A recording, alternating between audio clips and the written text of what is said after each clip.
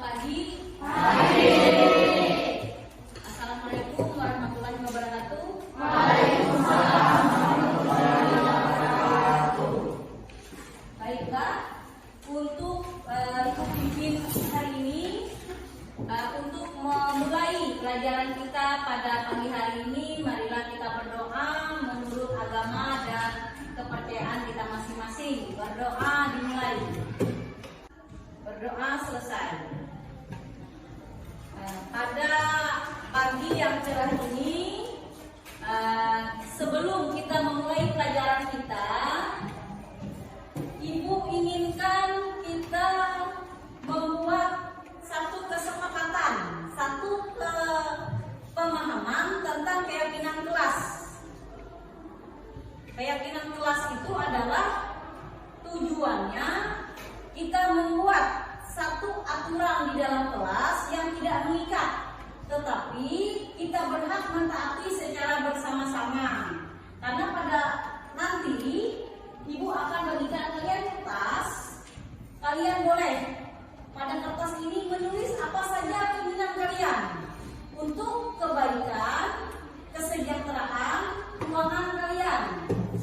Bisa dipahami? Bisa. Nah, sekarang Ibu minta Lesta bagi, kemudian Indri bagikan untuk temannya.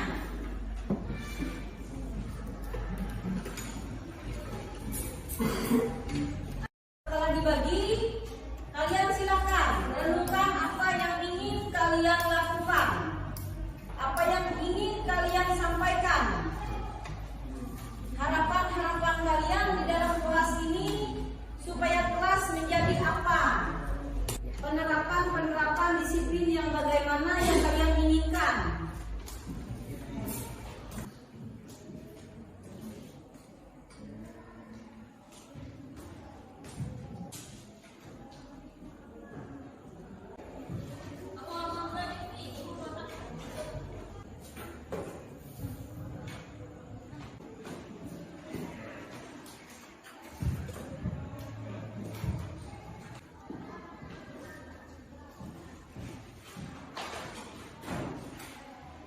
Jadi nanti setelah kalian isi, ya, isinya kita tempelkan dan satu orang nanti membaca di depan. Tapi untuk kalian semua akan dipanggil satu-satu biar teman yang lain mendengar. Apa keinginan misalnya dari Indri? Apa keinginan Indri? Berarti Indri harus mematuhi apa yang dia catat, ya. Yang dia sepakati untuk dirinya sendiri. Kemudian kesepakatan kita semua kita jadikan satu. Kesepakatan kita semua itu adalah kesepakatan kelas yang kita yakini untuk kita taati, ya. Sekarang kita mulai. Kalau sudah semua, sudah. Ibu minta kepada Indri apa? Bisa berdiri? Mari kita bersama-sama menjaga kebersihan dan kerapian kelas. Tidak boleh menggunakan jas militer saat masuk ke dalam kelas. Ya, bagus. Tidak boleh bermain handphone saat jam pelajaran. Tidak boleh memakai sepatu saat ke kelas agar ruangan tetap bersih. Bagus. Membuang sampah pada tempatnya, tidak boleh sembarangan buang di dalam kelas. Tidak boleh bermain HP saat pembelajaran dimulai atau sedang berlangsungnya pembelajaran. Jangan menggunakan sepatu dalam kelas agar kelas selalu bersih. Saling menolong sesama teman. Saling menolong. Kemudian Loka. Membagi tugas tiket kelas dengan adil saat bertugas pada hari itu. Berarti guru yang ada di dalam kelas. Nah, silakan jawaban-jawaban kalian bisa ditempel di sini. Ya, jangan berebutan. Silakan.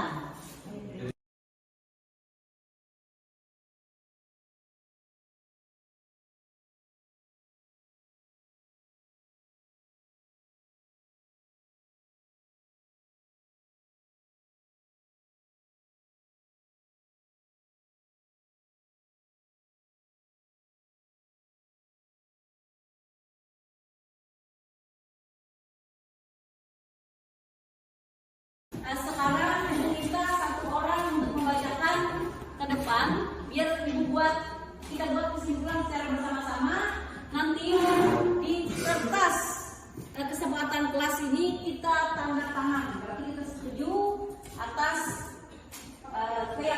bersama. Ya. Ibu minta kepada Korijan bisa ke depan. Mari bersama-sama menjaga kebersihan dan kerapian kelas. Peraturan yang harus dipatuhi di dalam kelas adalah tidak memakai sepatu saat masuk ke dalam kelas agar ruangan tetap bersih. Jangan main HP saat jam pelajaran. Tidak boleh bercanda berlebihan di dalam kelas. Membuang sampah pada tempatnya, tidak boleh sembarangan buang di dalam kelas.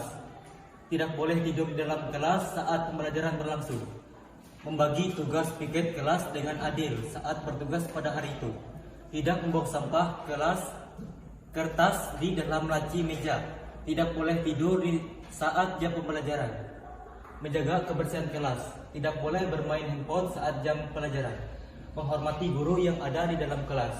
Tidak boleh bermain HP saat pembelajaran dimulai atau sedang berlangsungnya pembelajaran. Melepas sepatu ketika masuk kelas. Tidak boleh menggunakan jaket sweater saat masuk ke dalam kelas. Mari kita menjaga keindahan dan kebersihan kelas. Saya ingin teman-teman membuang sampah pada tempatnya. Saling menolong sama teman. Jangan menggunakan sepatu dalam kelas agar kelas selalu bersih. Jangan membuang sampah sembarangan sehabis makan jajanan di kelas. Kesepakatan kelas melepas sepatu saat memasuki ruangan kelas agar kebersihannya terjaga. Jangan main HP saat jam pembelajaran. Jagalah kebersihan di dalam kelas. Tidak boleh keluar masuk pada jam pembelajaran di saat guru menjelaskan. Tidak boleh ribut saat di dalam kelas. Tidak boleh berbicara kotor. Berbicaralah yang sopan saat di dalam kelas. Terima kasih. Jadi bisa Ibu simpulkan ya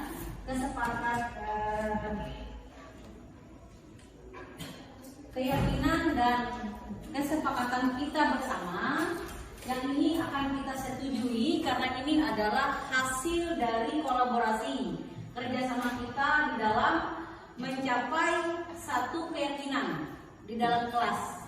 Ya, Ibu bacakan. Yang pertama itu datang tepat waktu. Jadi kita hadir tepat waktu. Yang kedua, bekerja sama menjaga kebersihan kelas dan membuang sampah pada tempatnya.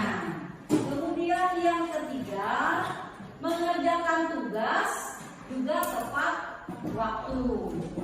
Kemudian saling menghormati, saling peduli, saling menghargai dan membantu sesama teman di dalam kelas. Kemudian selanjutnya tidak boleh menggunakan sepatu di dalam kelas. Tidak boleh, selanjutnya tidak boleh main handphone di dalam kelas kecuali saat diminta oleh guru. Yang terakhir itu tidak boleh menggunakan jaket dan tidur-tiduran. Tidak boleh menggunakan jaket dan tidur-tiduran di dalam kelas. Ingat, ini keyakinan kelas kita yang nantinya kita sama-sama untuk menandatanganinya. Setuju? Setuju. Baiklah, untuk kesepakatan kelas kita sudah mendapatkan keyakinan kelas kita untuk kita taati setiap hari. Saya Lesta dari kelas 11 KGSP. Refleksi dari keyakinan kelas yang sudah dibuat bersama-sama. Yang pertama, kelas terasa bersih, aman, dan nyaman. Yang kedua, suasana belajar lebih tertib dan menyenangkan. 3. Tidak ada yang terlambat saat jam pembelajaran dan mengerjakan tugas tepat waktu. 4. Terjalin rasa toleransi dan kepedulian sesama. Terima kasih. Assalamualaikum warahmatullahi wabarakatuh. Waalaikumsalam warahmatullahi wabarakatuh. Selamat pagi dan salam sejahtera untuk kita semua. Baiklah, pada pagi yang cerah ini saya akan menyampaikan presentasi mengenai budaya positif yang akan dan sudah dilaksanakan di sekolah ini.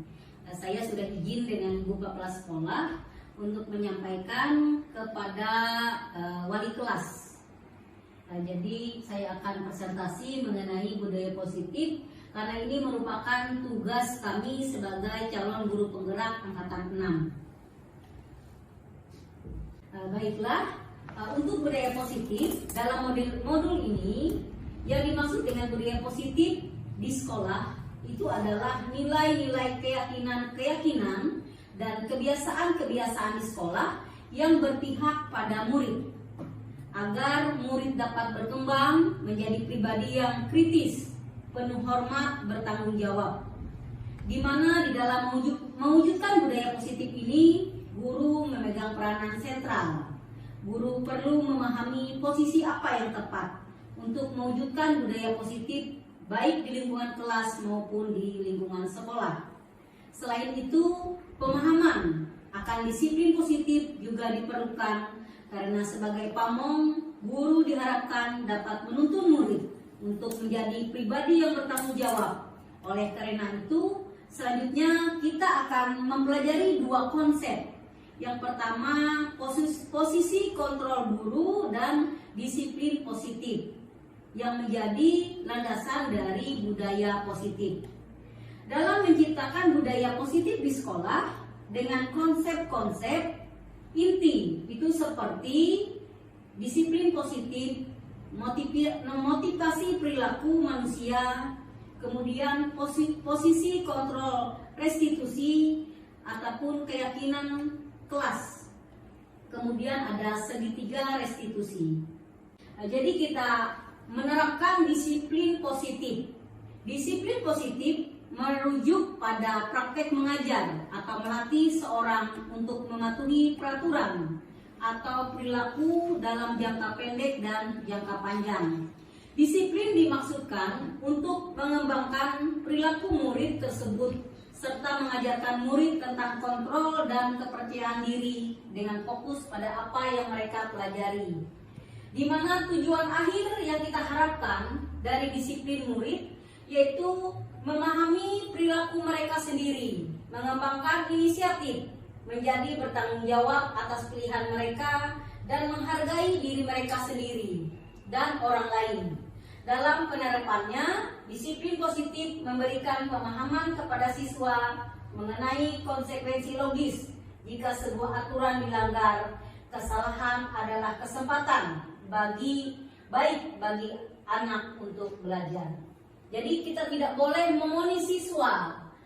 Jadi kita memberi kesempatan untuk mereka selalu memperbaikinya.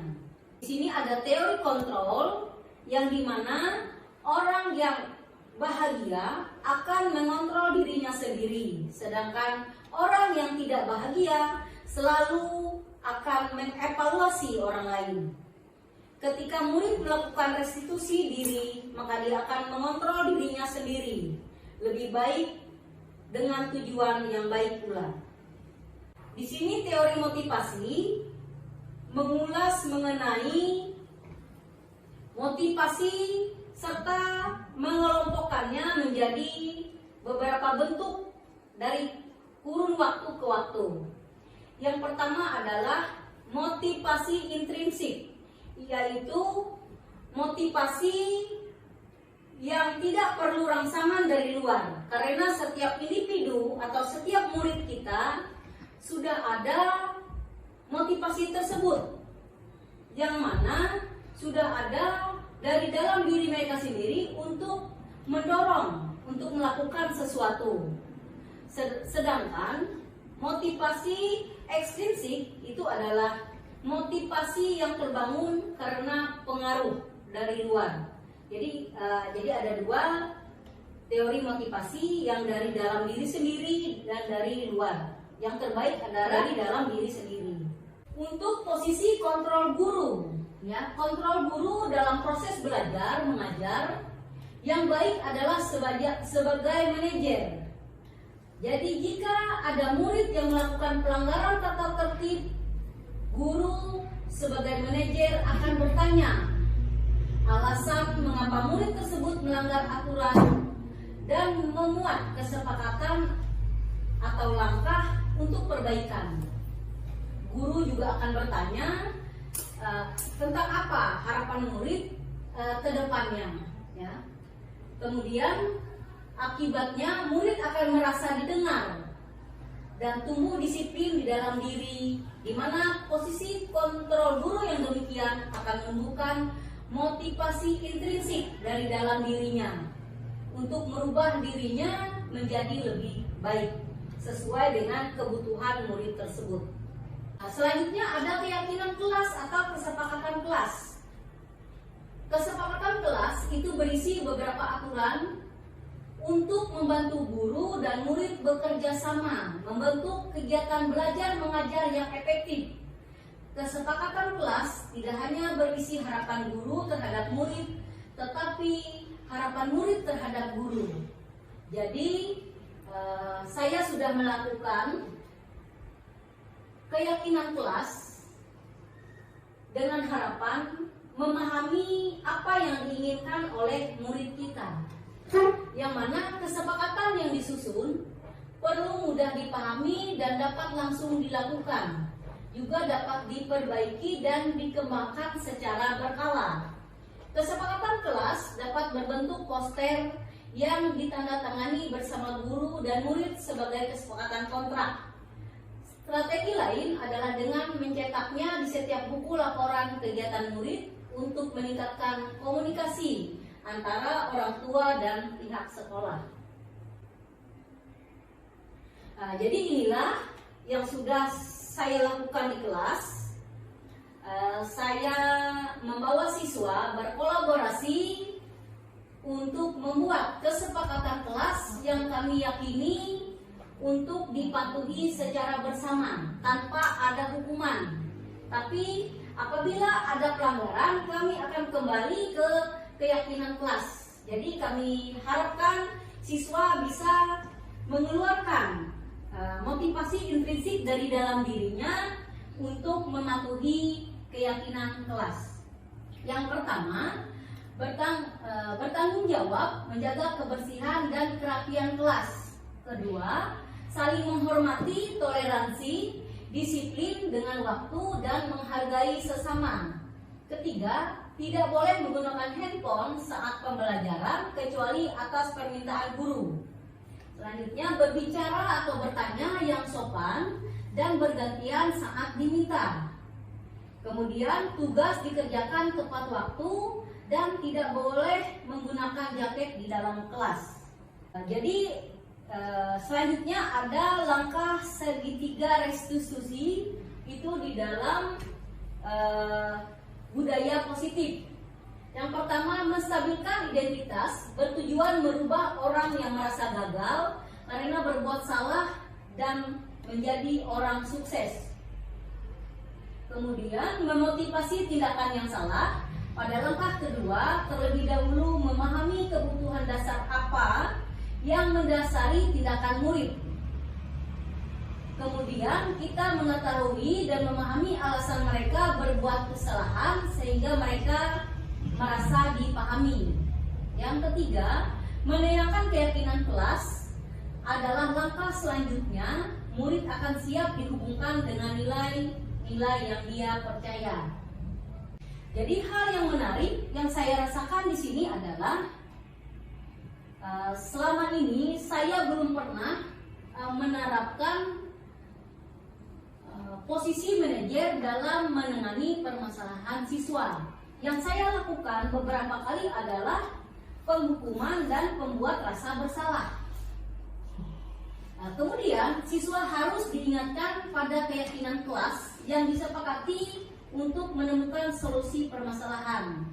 Di luar dugaan, segitiga restitusi dalam menyelesaikan masalah membuat siswa menjadi lebih kuat keyakinannya, bisa mengambil pelajaran dari masalah, sekaligus memperbaiki diri, dan melalui restitusi hubungan siswa dengan pihak yang bermasalah akan dipulihkan, dan fokus guru adalah menguatkan karakter siswa.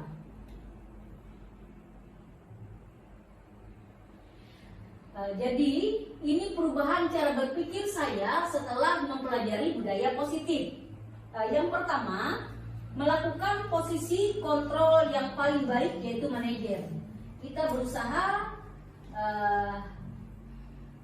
tidak menghukum, tidak membuat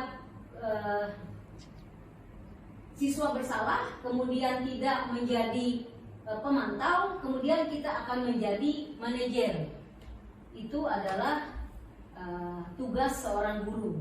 Ya. Kemudian yang kedua, membuat kesepakatan kelas. Yang ketiga, menerapkan keyakinan kelas secara konsisten di setiap kelas. Jadi berusaha berawal dari satu kelas, kemudian di kelas-kelas yang lain akan diterapkan. Kemudian menerapkan budaya disiplin positif.